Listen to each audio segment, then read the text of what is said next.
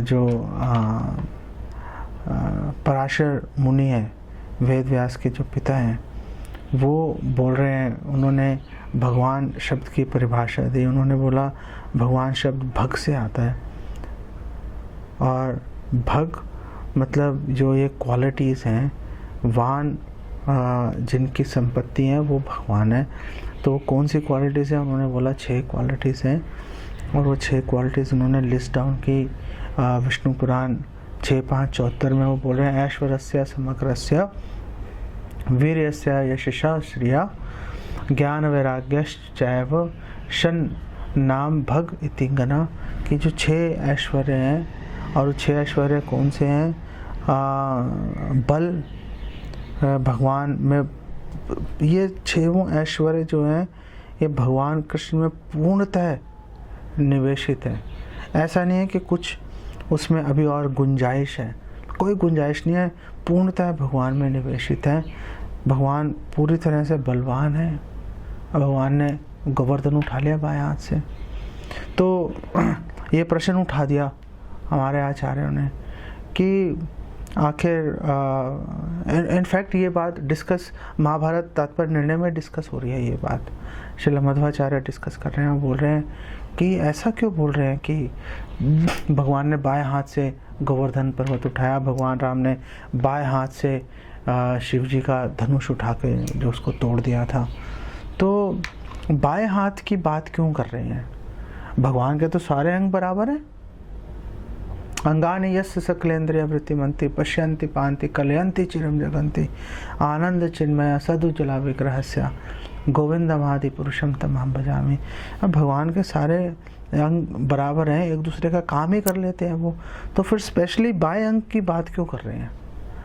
तो वहाँ पे श्रील मध्वाचार्य एक्सप्लेन कर रहे हैं, बाएं अंग की बात कर रहे हैं हमें एक्सप्लेन करने के लिए, क्योंकि जनरली 99.99% जो लोग हैं, क्योंकि उनका जो राइट साइड है बॉडी की ज़्यादा स्ट्रांग होती है, तो हमें ये बताने के लिए कि भगवान के लिए कितना ही आसान काम था वो।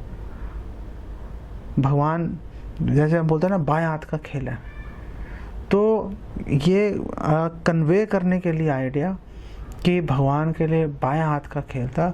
हालांकि भगवान के दाएं हाथ और बाएं हाथ में ऐसा नहीं कि शक्ति में कोई डिफरेंस है, सेम शक्ति है भगवान की, लेकिन इसलिए बाएं हाथ के ऊपर बल दे रहे हैं ये बताने के लिए कि कितना आसान काम है। और इनफैक्ट हमारे कई आचार्य बोलते हैं, भगवान को जब ग्लोरीफाई करते हैं कि आपने ये कर दिया, कौन सी बड़ी बात है, आपके लिए क्या मुश्किल काम है। जिन भगवान के शरीर के भगवान के रोम कूपों से ब्रह्मांड निकल रहे हैं, उन्होंने गोवर्धन पर्वत उठा लिया, कौन सी बड़ी बात है। ऐसा कोई वो बात नहीं है। यह कारणान भजले भजती स्म योगा निद्रामनंत जगदंड सरोम कूपा आधार शक्तिम अवलंब्य पराम समूर्तिम गोविंदमादि पुरुषम तमहं भजामि। भगवान के रोम कूपों में ब्रह्मांड जो है वो छुपे पड़े हैं। भगवान श्वास छोड़ते हैं, यस्य एक निश्वसित काल मथवलंब्य जीवंते लोम विलजा जगदंत नाथा विष्णुर्महान सहि यस्य कला विशेषो। भगवान जब श्वास छोड़ते हैं, करोड़ों ब्रह्मांड भगवान के रोम छिद्रों से निकल आते हैं। ऐसे महाविष्णु भगवान कृष्ण के अंश हैं, कला विशेषो। भगवान के ऐसे नहीं कि डायरेक्ट भगवान के विस्तार हैं, भगवान के विस्तार हैं। तो ऐसे जो महाविष्णु जो भगवान के विस्तार है, वो भगवान कृष्ण कितने बलवान होंगे। और उन्होंने अगर गोवर्धन पर्वत उठा भी लिया, कौन सी इतनी मतलब आश्चर्यजनक बात है। तो फिर प्रश्न है कि आश्चर्यजनक बात है क्या? तो आश्चर्यजनक बात है कि अगर आप मेरा उद्धार कर दो, कोई नहीं कर पाया आज तक, आप में दम है, अगर भक्त भगवान को चुनौती देता है कि मौसम पतित प्रभु ना पाए प्यार, आप पतित पावन हो, करके दिखाओ ना। आप करके दिखाओगे तो मानेंगे हम। वो गोवर्धन पर्वत उठा लिया, ये कर दिया, वो कर दिया, हम उससे इम्प्रेस्ड नहीं है। मेरा कल्याण करो तो हम मानेंगे कि हाँ आप में वाकई तो मैं क्यों, क्योंकि हम इनकॉरिजिबल है, हम सुधर ही नहीं रहे, हमारे सुधरने का कोई गुंजाइश नहीं है। इसलिए ऐसा बोलते हैं, तो पराशर मुनि कह रहे हैं कि भगवान में जो बल है, पूर्णतः भगवान के अंदर बल विराजमान है।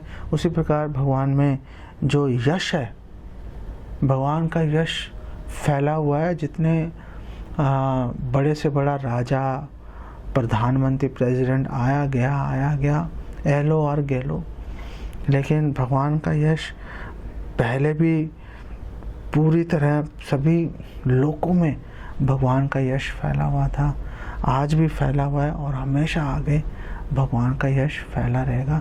इसमें कोई संशय नहीं है। भगवान का यश तो फैला हुआ है और जो भगवान के साथ कनेक्ट होते हैं उनका यश भी फैल जाता है।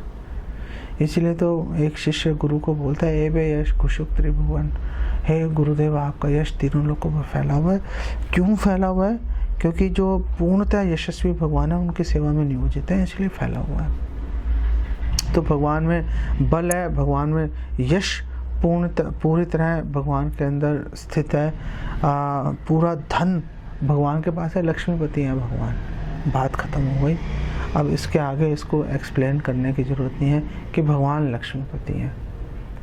लक्ष्मी सहस्त्र शत संभ्रम सेव्यमानम, करोड़ों लक्ष्मियाँ संभ्रम आदर सहित भगवान की सेवा में लगी हुई हैं। ये भगवान का ऐश्वर्य है। तो जो धन है वो पूरी तरह से भगवान के अंदर निवेशित है। ज्ञान है, ज्ञान भगवान में, भगवान पूर्णतः ज्ञानवान है, सच्चिदानंद विग्रह भगवान में चित्त, भगवान पूरी तरह से ज्ञानवान है। और भगवान कोई भी वाक्य बोलेंगे हमेशा अर्थपूर्ण वचन बोलते हैं। भगवान कोई भी वाक्य ऐसा नहीं बोलेंगे जो कि ऐसे ही एम ही बोल दिया।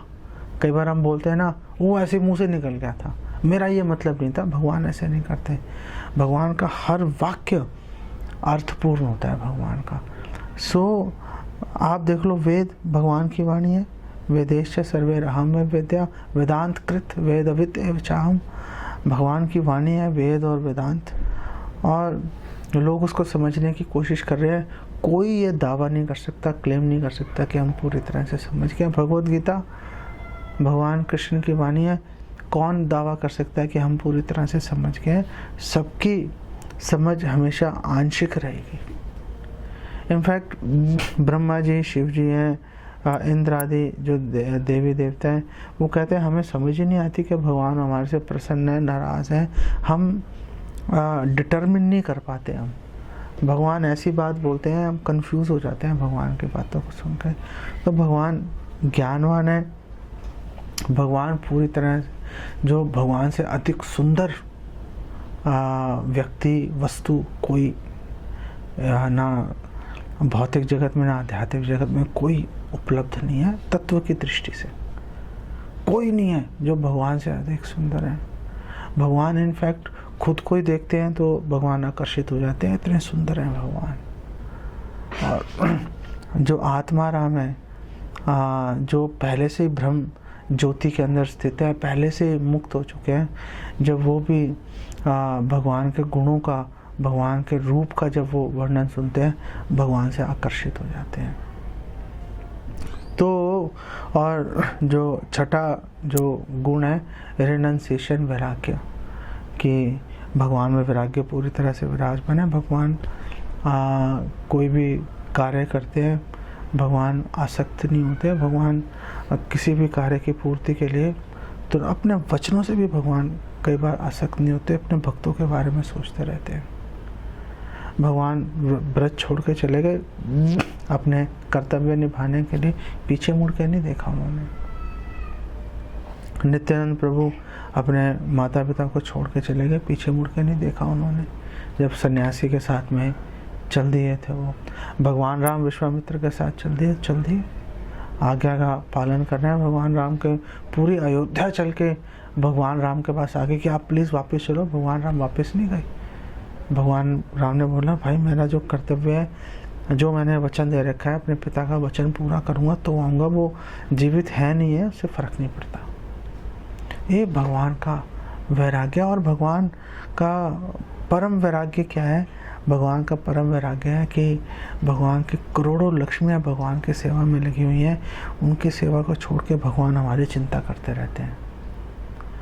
हम जैसे जो तुच्छ जीव हैं, वो भगवान को अगर कोई बहुत ही मामूली, बहुत ही तुच्छ चीज़ भगवान को अगर हम भोग लगाते हैं, भगवान स्वीकार कर लेते हैं। ये भगवान का वैराग्य, ये भगवान का अनुग्रह है।